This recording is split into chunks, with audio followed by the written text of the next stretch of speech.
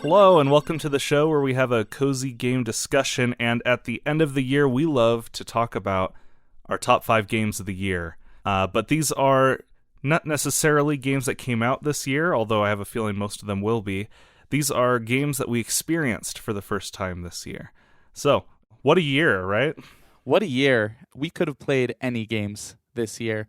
It's kind of our way of just saying, like, look, we know that this is not objective. It never is. It's our experiences. So we just sort of say it how it is. If we experienced it this year, it's on the table for our game of the year.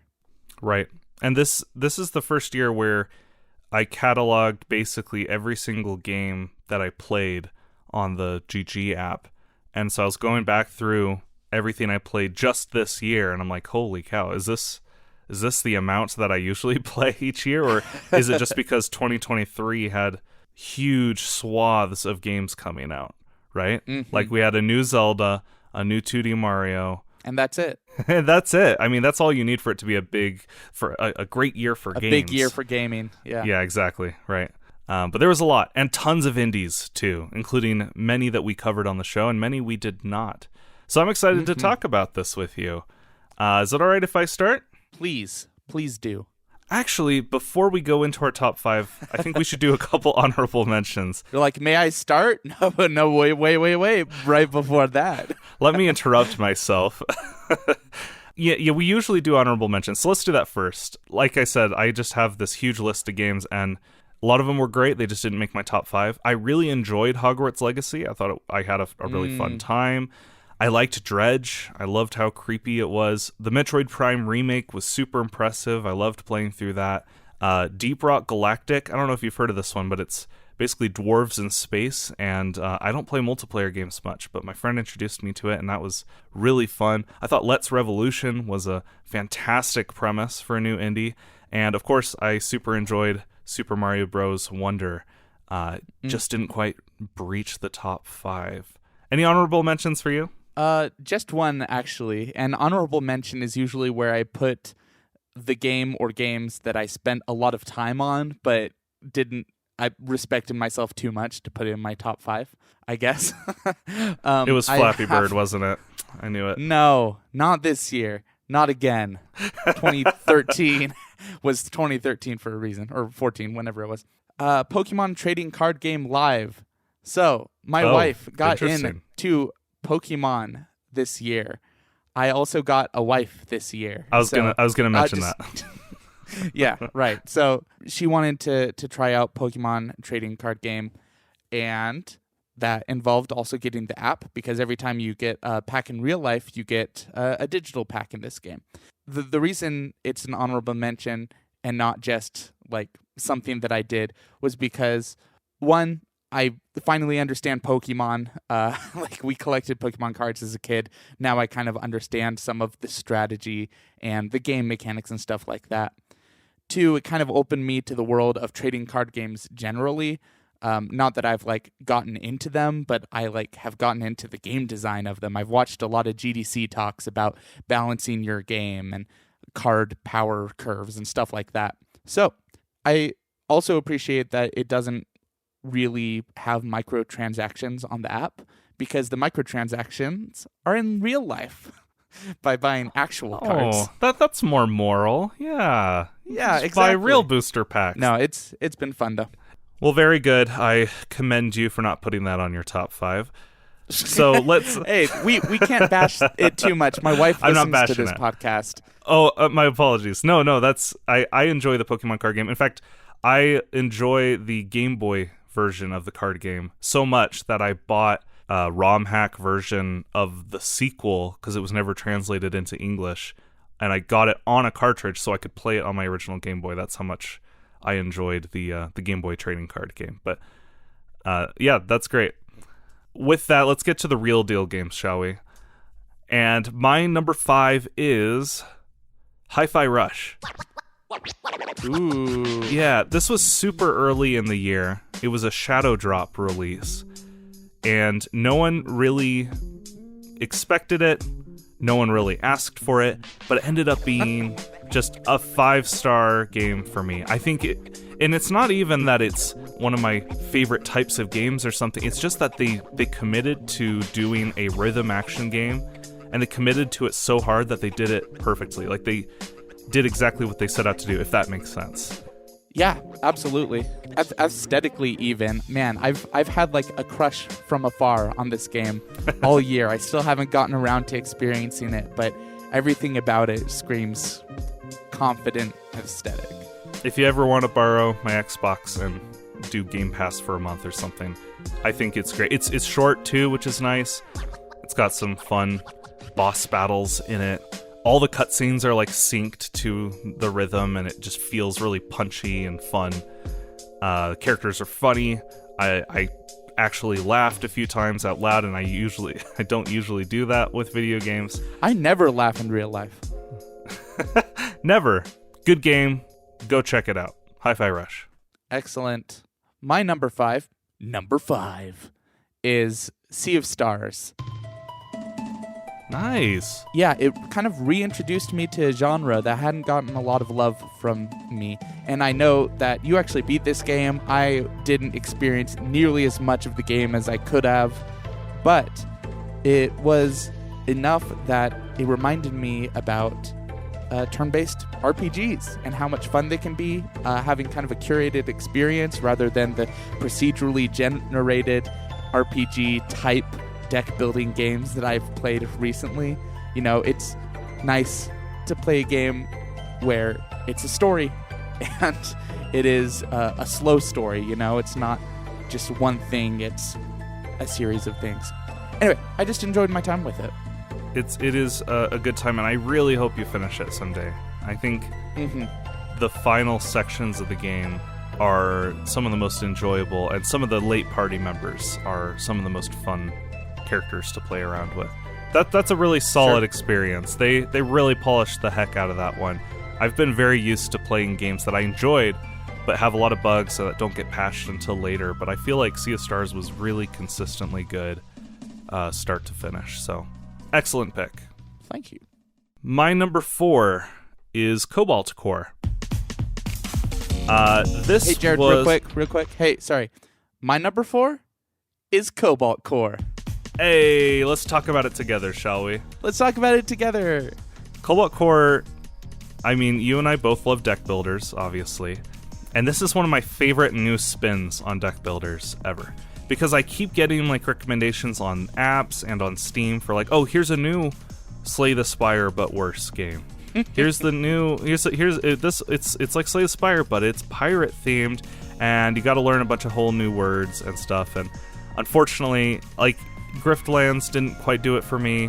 Wild Frost, I think, is really good, but also just a little too steep and of a difficulty curve for me. But Cobalt Core, like, it's manageable. It's not too difficult, but I still died like 40% of the time. It was rewarding. It was really cool to have the whole single-axis combat system, and I kind of love the space theme. Even though that has also been done a lot. I don't know, it's just a perfect melding of things that make me love deck builders, where I'm excited for a new run, and I'm excited to read the cute dialogue and strafe left and damage, and I don't know, I just felt like a master tactician. It's a good game. Absolutely. Yeah, the master tactician thing, I think one thing about great deck builders is there are a lot of options for like viable strategies, and it gives you artifacts and cards that encourage certain strategies.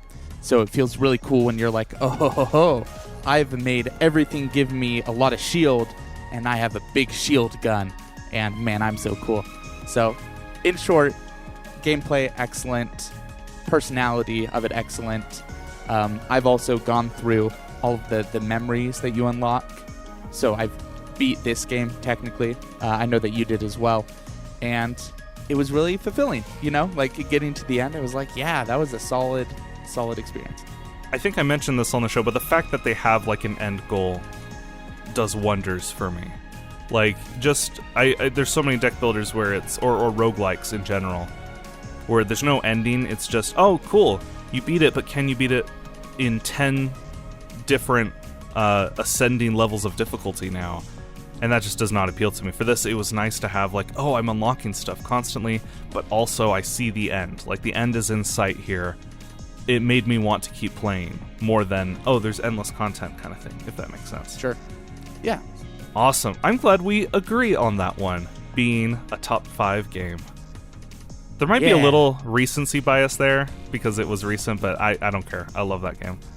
So good. I went through my backlog of other indie games I played this year, and even though I played this one recently, it just, it hit the spot. I think that deck builders are kind of like candy for my brain. I actually thrive on this kind of thing. So that's great. Should we swap it up and I'll say my number 3? Why not? Go for it. My number 3 was an honorable mention of yours. I put Mario Wonder as my third game, top game of the year. Nice. More than Cobalt Core, huh? Yeah, because, Cobalt Core was engaging and sucked a lot of, brain energy out of me. But just for pure fun, Mario Wonder, playing it with Beth, was, the word is delightful or whimsical. It was just a fun time. It's something that I looked forward to doing each evening after work. And it kind of is what it says on the tin. I don't know if it's going to wow people that haven't played it by oh wow, it's upset the formula so much, but it just has enough unique, interesting moments to make it really feel like a new fun game. Yeah, the variety was the big selling point for me. Just the surprises. I didn't get tired once because each new level I didn't know what to expect, and that's magical. I wish more games would do that, where it's okay, the next chapter of this game, you don't know what's coming. We're flipping the script. We're changing the genre. Just really fun surprises. Very fun to play in co-op too, I will say. 2D Mario, not something I always think of as a top franchise for me, but Wonder sold me where I had to 100% it. It was too fun. Did wonders for you, huh? It did wonders. It did wonders. My number 3, I feel could easily swap with my number 4 because I enjoyed Cobalt Core so much. But I think, we're ranking top 5 game experiences, and this one changed my mind about something. It changed my mind on whether or not I like RPGs. So my number 3 is Sea of Stars. Oh, which we just talked about a little bit with you, it being your number 5. But man, I didn't think I would like turn-based combat, but they did the thing that I like, which is action commands, right? So that it's oh, okay, it's a little like Thousand Year Door. All right, you have my attention, right? But then you ended up having this really beautiful art style and really lovely music. And I'm not even a retro guy. I was so impressed with how good the game was. I liked the story. It is also in my top 5 games that have ever made me cry, which is an achievement because that does not that happens more rarely than me laughing. That's ridiculous. But yeah, Sea of Stars, highly recommend. Really grateful that we had the chance for all of these, or most of these. Really grateful for the developers giving us a review code, because I don't know I would have checked it out as soon as I did had we not had the chance to review it on the show. So yeah, number 2, we're almost there. What do you got? Number 2, I feel like there's a good chance we have the same number 2. My number 2 is Legend of Zelda: Tears of the Kingdom. Go on. Oh, okay. I guess we'll have to wait to see what yours was. That's okay. Mine, it's not my number 2. It's not my number 2. Oh, but wow. Tell me about it. No. Wait. Oh my gosh. Did Jared decide Tears of the Kingdom actually was better than Pikmin 4? I was confident Pikmin 4 was going to be his top pick. Man, stay tuned, listener. We're about to find out some shocking revelations about Jared's top video games. The truth may shock you. Number 2 may shock you. All right. Tears of the Kingdom. If this could take up more room on my top 5, then it would. This could be my number 4, number 3, and number 2, just for the amount of anticipation and fun I had with this game. I was late to the game with Breath of the Wild, not by choice. I played it, probably a year after it first came out. Tears of the Kingdom, I was there on day 1, and it was delightful. The discovery, I can't think of many times in my recent life where there was a game I've anticipated as much as this game and felt as fulfilled making discoveries as this game. I think that the new mechanics added were really cool and clever. Honestly, kind of a feat that they were able to do the building aspects in it.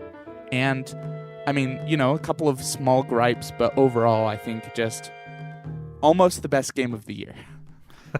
Almost, but not quite. Yeah. Tears of the Kingdom, I will say, everything you said is right. It is amazing they could make the building mechanic even work in a video game.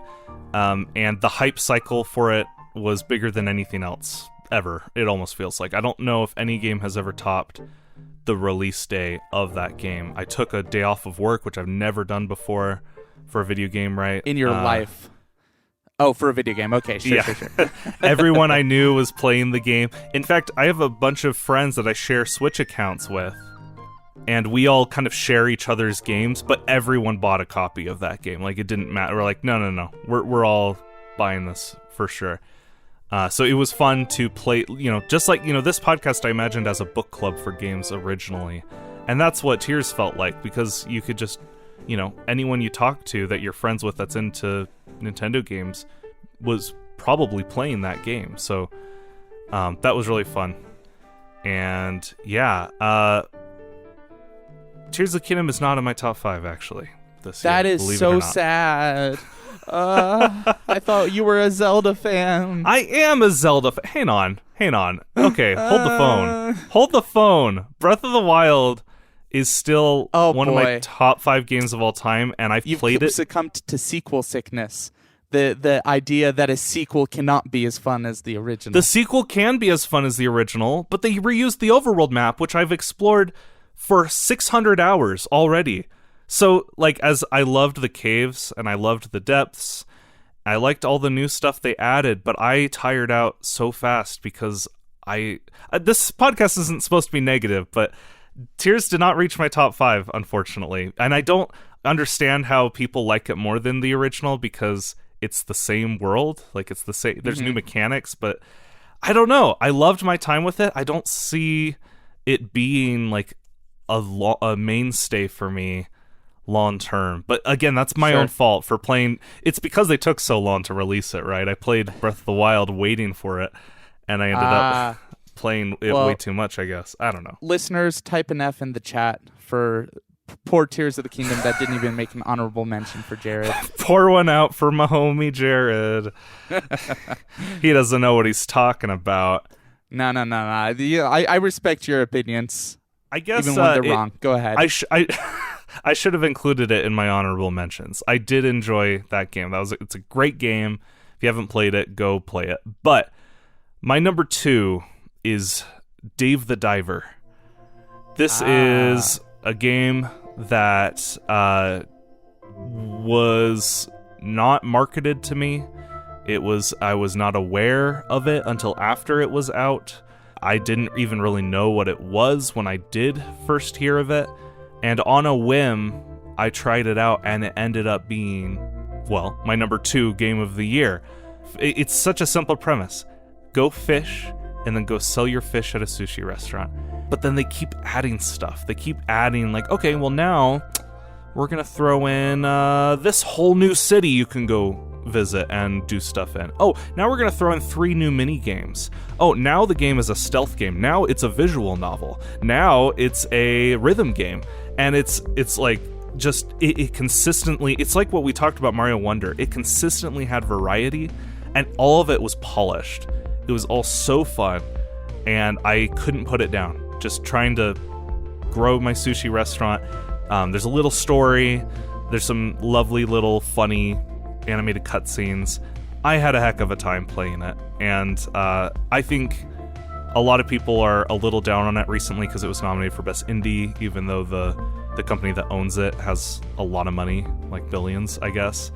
But don't let that sway you from actually trying out the game, because I think it's worth playing, and it's on the Switch now as well, so check it out. Yeah, I feel like that is a feat. The fact that you said that it felt polished and also, went over a lot of different game territory. I feel like that's actually really difficult for a game to not leave a sour taste once it tries to hop to another genre. So that's really cool. And I've definitely got to try it. I'd be interested to compare the Central Loop to Moonlighter, which is also a shop sim where you go into a dungeon, grab stuff, and sell it. Which arguably, would appeal to me more since I like Zelda games. I like little action games, but I tried a little bit of Moonlighter, and I need to give it another try, but it didn't quite spark my interest. I don't know what it is. Something about just diving in the ocean for monstrous sharks that then you can sell for tons of money to give you better diving equipment. I don't know. Something about I think it's because it's like SteamWorld Dig 2. I think that's why. Because SteamWorld Dig 2 is a top 5 game of all time for me, and this kind of hit the same part of my brain that goes, ooh, upgrades, ooh, one more run, that kind of thing. Candy for your brain, yeah. Yeah, exactly. Well, I have a feeling we need to end on your number one. So can I do my number one first, and then we can of course, go to you? Please. Okay. My number one is, drumroll please. Go ahead and say it, Marcus. Pikmin 4. You know it is. You're darn right. I love Pikmin 4. It was, again, I said this earlier about 2D Mario. Pikmin is not a series I ever think about when I think about, like, my favorite game series. It's never something that comes up when people are like, oh, I need a good game for the Switch. It's not something I've put on my top 10 list or my top 5 list. But you know what? Pikmin 4 was just that good. It is so fun. It's so meaty. I played it for at least 45 hours, and I don't think I do that with most games, especially for, shorter games. It has a mode that you can endlessly replay. It has multiplayer. It has it all. I don't know. I just like it. I think it's really fun, and I think they did a good job just cramming in tons of content to keep me and my wife hooked. So, another recommendation from me. Do you ever see yourself playing it, or not your thing, do you think? If I close my eyes and really squint, yeah, I could. I'm sure it would be a good time. It's your top game of the year. I've got to give it a try. Yeah. I have nothing else to say. I said it all in an episode of this show. So go check that out. But Pikmin 4 is good. It's not going to be most people's game of the year, but it was for me. I was very, very impressed. Nice. Yeah, I seem to recall either last year or the year before that, it was kind of a similar story where you had played all the games that I had played, but you had played quite a few more. So you had more stuff to put on your thing, and it was a lot of, yeah, I've got to try that out. But excellent. Well, let's go to your number one. What is it, Marcus? My number one is, I think, the first game where our caveat at the beginning comes into play of we experienced it this year. My top game for 2023 was The Case of the Golden Idol. Yeah. Indie detective game where you see 12-ish scenarios of different curious deaths or murders, and you click on people and objects, you collect phrases, and then you have to organize the phrases to solve the mystery. So there's a story with this game which starts with just, I think that it's probably my favorite detective game of all time. I think it is for me too. It's just that good. Yeah.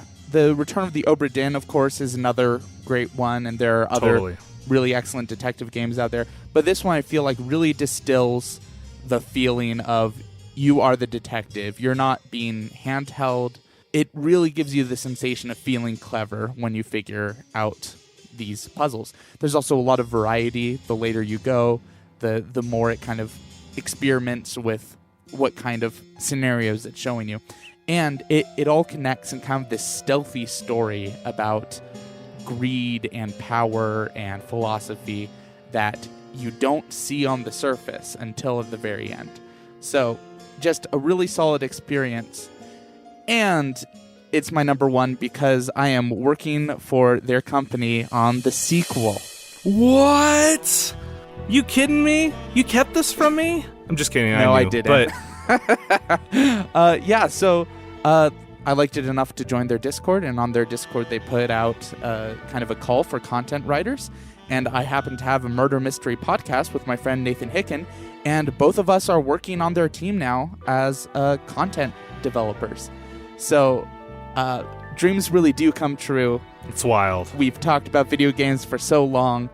I am working on a video game, and the reason I can talk about it is because they just dropped a trailer, a teaser for At the Game Awards. That's right. Mhm. And I'll link to that teaser in the description so people can go check out a little tease of what you've been working on. But I'm so proud of you.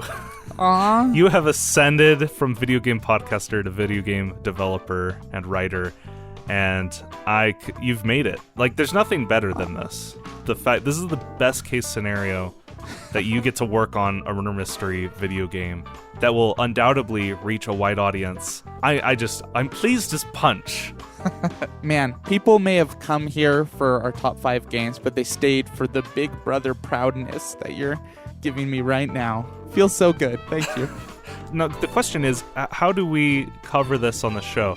Because I feel like people aren't A bias? fans There's of... going to be a conflicted interests? I feel like if someone were to go and be like, this is my review of this game I made, would not go over too well. I think that could be really funny. Like, a review of my game, question mark, question mark? Wow, they even thought to include this theme I came up with.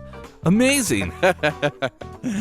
Well, I hope that the sequel doesn't succumb to sequel sickness, as I call it. It isn't bashed for being not as good as the first one, but, you know, I actually sort of would respect that because the first game is my game of the year. I just happen to be working on their next game with them. It's the sequel sickness thing.